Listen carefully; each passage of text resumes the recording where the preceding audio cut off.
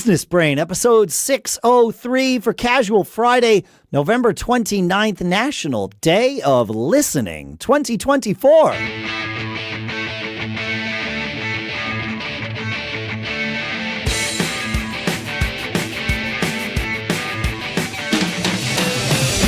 Greetings, folks, and welcome to Business Brain, the show where we take a few ideas and we crunch them, we dissect them, we use them so that we can tune our business brains each and every time we get together. Here on this National Day of Listening, our sponsor is incogni.com/brain, where you can go to get 60% off of an annual plan using code BRAIN there, and we will give you something to listen to about that in a little bit. For now, here in Durham, New Hampshire, I'm Dave Hamilton. Hey, and out here in Northern California, I'm Shannon Jean. I love that. 60% off. That's pretty sweet. Yes. It's pretty good. Yeah, it's a good thing. Yeah, man. Yep. Love it, love it, love it. You mentioned something as we were talking earlier about having the ability to vet ideas quickly. And I wanted to learn more about this concept that you were talking about. Yeah, and ability, I'm hesitant to use like the term ability or skill. It's the awareness to vet ideas quickly. The awareness of the value of vetting ideas quickly. Because I think most of us already have the ability to do this. This is not something you need to learn and eventually you'll be able to do. Certainly, like anything, you do it more, you get better at it. But you can do this right away. And I know that you already know how to do this. Now you will be aware that you know how to do this or know to do this. And it's this concept of vetting ideas quickly. I had a business partner, somebody who's been a business partner in the past, call me up with an idea just earlier today. And he was like, do you have, and he brought somebody else into, so there were three of us on this call. He's like, I have this idea. And he's like, I need to know if it's crazy or not. And so he talked about it and he shared the idea with us. He shared enough of it that we understood it, on the surface what it was. We could start asking questions. Okay. And it was like, okay, what I immediately started thinking was, okay, how much time is this going to take? And how long is it going to pay off? And it was very clear that this particular idea, even the way he pitched it, was a short-term payoff. It was like, we could get together, we could build a system to do this, and we could make this. All right, and it was like, all right, well, I kind of looked, I'm like, am I understanding this right? We're going to put in X amount of work, and we're going to get a payoff. What do we think the maximum payoff would be? And it was like, is it $1 million? And it was like, no. Like, okay, is it $100,000? Maybe. Okay. Right. Neither of those numbers is small. Like, sure. It's depends fine. on how much time you have to put in. That's the thing. The effort to make that, right? Yeah, there's lots of things at risk, right? There's your time that's at risk. There's the distraction from other things, right? All of those things. And you need to be able to look at all that and say, okay, on paper, it's like, hey, if I do this, I can make, if we do this, we can make $50,000. Let's say that's about like where it was going to be. Might have been $100K, but better to be conservative with estimates here. Makes sense. And if we think it's going to take 3 weeks to build this thing, it's going to take 6. Okay, great. So 6 weeks of work for $50K.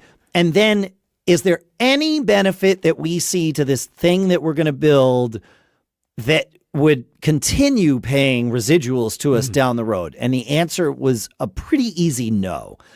And so it was like, all right, I think I'm a thumbs down on this. Like, I would rather take this idea, let's continue to crunch it and see if there's something that can just pay. Like, I don't need it to pay $50,000 every month, but if it paid $10,000 every month and didn't ever stop, that's way more valuable. Yes, right? It is. And I know what's valuable to me. Now, somebody out there might be listening and being like, Dave, I'm exactly the right kind of person to do that.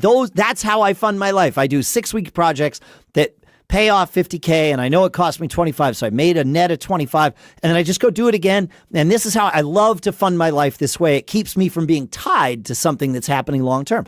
You might be that person. I'm not.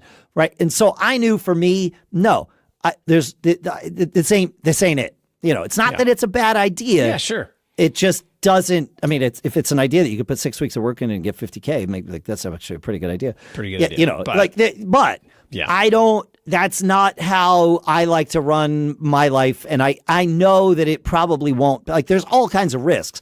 It's not guaranteed to pay this off, right? Sure. So I like to set up systems, not just go after the big. I'm not after the big kill. I'm after the slow burn. Yes, way more valuable. For me, yeah. I have learned over the years to make those vet ideas and opportunities. Maybe that's the right term, is opportunities. Yes. Yes. I'll give you a good example. So I have people in a mastermind that I help learn about auctions and buying things. Yeah, okay. And we were on a call about a week ago, and this person brought up, shared screen, and it was a deal to buy, like, the retail value of this was like $2 million. And what it was this infusion. A quick backstory. There's Kohler, which is a shower, whatever, faucet manufacturer. They make this thing you can put in your shower to infuse, like, scents of eucalyptus. Oh, okay. Just kind of stuff. Sure. Like they maybe have at spas or whatever. Yep. Well, they were auctioning off some of these systems, but the big thing they had was about $2 million of the kits that you put in this system, like eucalyptus or mint or jasmine, whatever it is. So this student of mine was really excited. Look at this.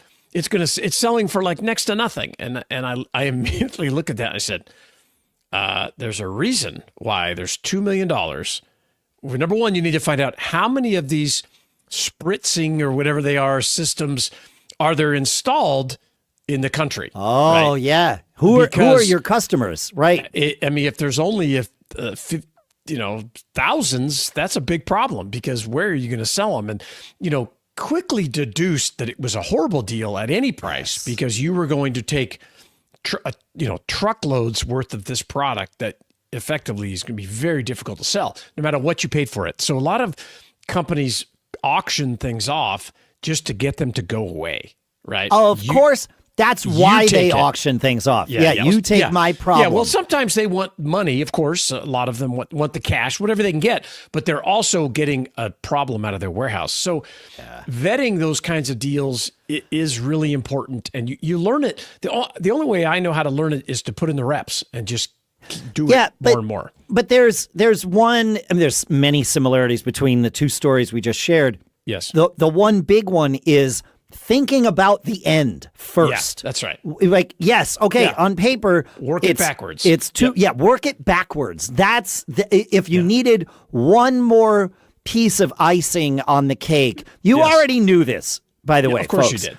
But sometimes you have to hear it so that you know to employ it. And there you go. Yeah, and I have the only thing I take that I do not agree with is, like you said, most people can do it or everybody can do it. I don't think so. I think everybody listening to this show can do it. Yeah, if you're an entrepreneur and you've learned to make quick decisions, you've learned it probably the hard way, because you've made some bad opportunities you thought, and you like, whoa, I didn't vet that one right. So I think entrepreneurs make those decisions a little quicker, a little bit more. All right, folks. You know what's worse than spam in your inbox? Spam in your life. That's what happens, though, when data brokers grab your personal info and toss it around like confetti at a bad party. But don't worry, our sponsor Incogni is here to clean up the mess. Imagine this. Your data is out there doing shady backroom deals with marketers, identity thieves, and who knows who else. Incogni steps in like a top-tier negotiator and says, "Not on my watch." They contact data brokers, demand your info be deleted, and keep them from creeping back for seconds. It's like having a digital bodyguard for your identity.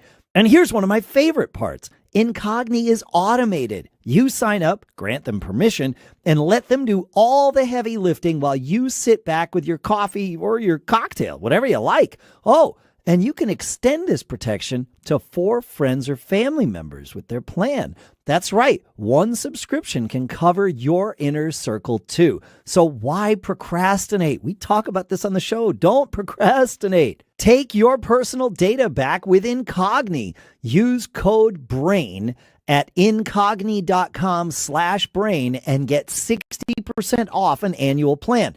That's code BRAIN at incogni.com/brain and get 60% off an annual plan. Your privacy deserves VIP treatment, and our thanks to Incogni for being there to provide it and for sponsoring this episode. I know we have one other thing I think we're going to talk about here, but I wanted to take a minute on this day right before Thanksgiving here in the United States and just offer some thanks. I obviously want to thank all of you, as we often do, for listening to the show, for engaging with the show, for reviewing the show at businessbrain.show/review, for supporting our sponsors, as we just talked about. Thank you. Here we are in our 10th year of this. It's amazing. We wouldn't be doing this without you. Yeah, Shannon and I would have some conversations, but they wouldn't be as frequent, and we certainly wouldn't be as diligent about them if you folks weren't involved. And then I want to say thank you to you, Shannon. Thank you for everything. Over the years, this show, the previous businesses that we've had, I've learned so much from you. It's ridiculous. I was telling somebody just the other day that you have the ability to see things in a different way, and I always get to learn. Sometimes that's a bad thing. I know. Oh, I know. But I understand. Thank you very much. That's nice. No, thank you. It really, I've learned a ton from you. I'm very thankful to have the show. The listeners really hold us accountable to show up every Tuesday. I love talking about this stuff. It is my whole life, and it's just part of me. I can't shut up about it, and I love talking about opportunities and crazy ideas, and if the key thing is that you just got to keep working at it, and it pays off in the long run. Just like we've been here 10 years, and it's awesome. I love it. So thank you. Yeah. Appreciate it. Yeah. Good. Thank you all. And I always will learn the most. I always tell Dave that. So I stole something from you in the last episode. So it's true. It's true. It's good. Yeah, it's really good. But no, it's great that we get to learn from each other. Yeah. And I am thankful. It's killer. To all of our listeners for providing us, like you said, they hold us accountable by expecting more episodes, which we are happy to deliver. Yes, but terrific. Because of that, we get the opportunity to talk way more frequently than we probably would. Yep. And that, it's priceless. It's priceless. It's great. It is. Yeah, really. It's really good. It keeps your brain going. And, yes. I would encourage you, if you're an entrepreneur, by yourself, on your own, building something, get involved in a group, join people. I don't care. It doesn't matter if it's a Facebook group for business owners, entrepreneurs, a local chamber, a peer group on X, sending Score, emails into us whatever. so we can talk about it. Yeah, SCORE, the Society of Retired Executives. Having that peer group and accountability group, it really makes a big difference in your life. Mm-hmm. Definitely. That's cool. I want to talk about a strategy that I've used my entire life to get cool stuff. And I mentioned it today up on X, and someone coined the term, which I immediately stole, called flip to fund, F-U-N-D. And let me set the stage on how this works. So I have two problems, quote problems. I have a bad case of the I wants. Okay. I want all kinds of stuff. I want a new truck. I want an ATV. I want a house on the river. I want. Now, I'm not super material, but I've learned that those carrots out in front of me help propel me forward, and I like to work towards those things.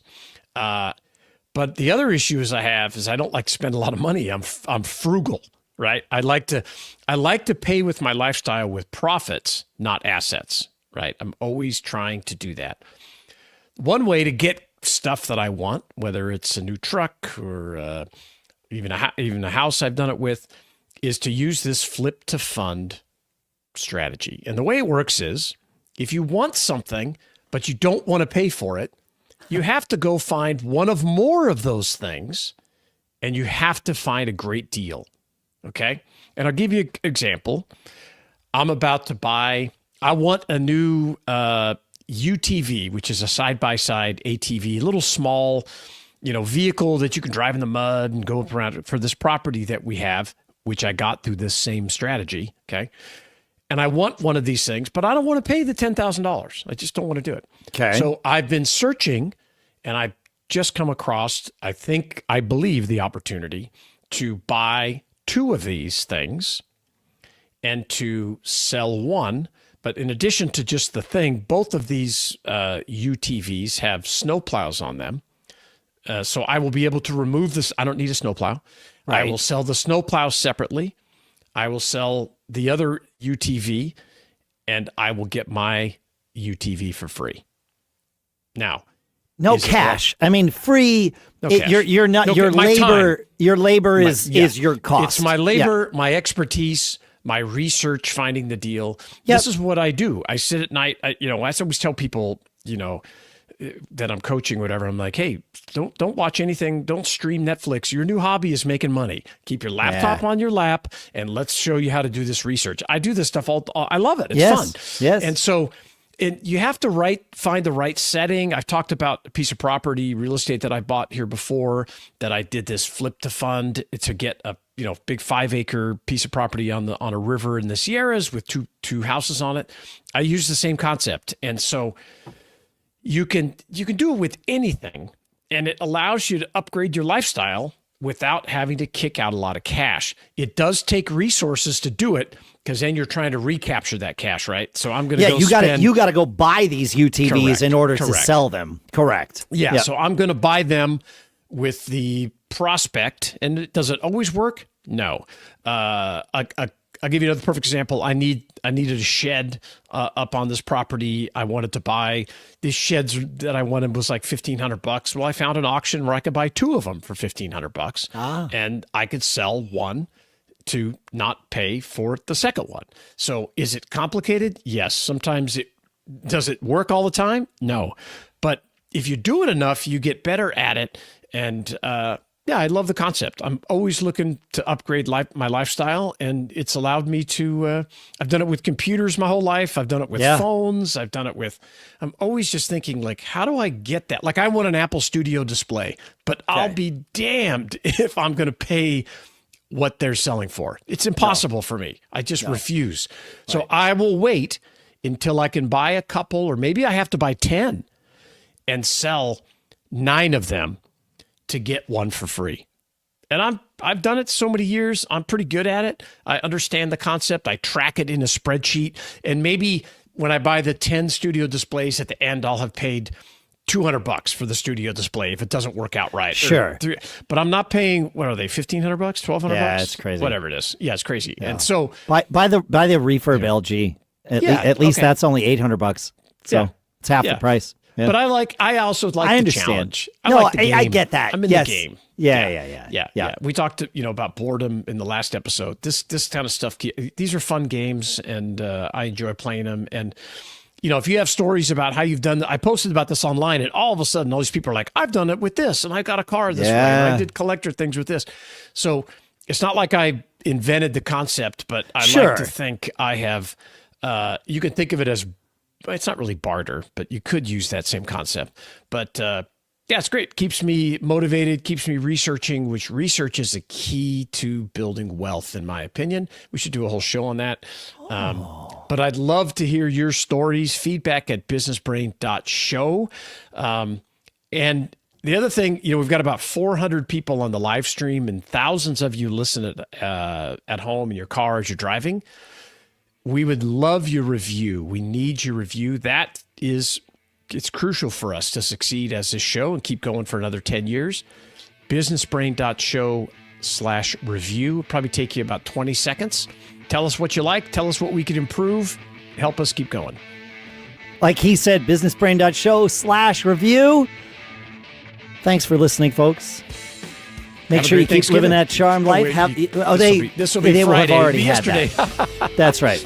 You got it. Keep living that charmed life. We'll see you next week. Later.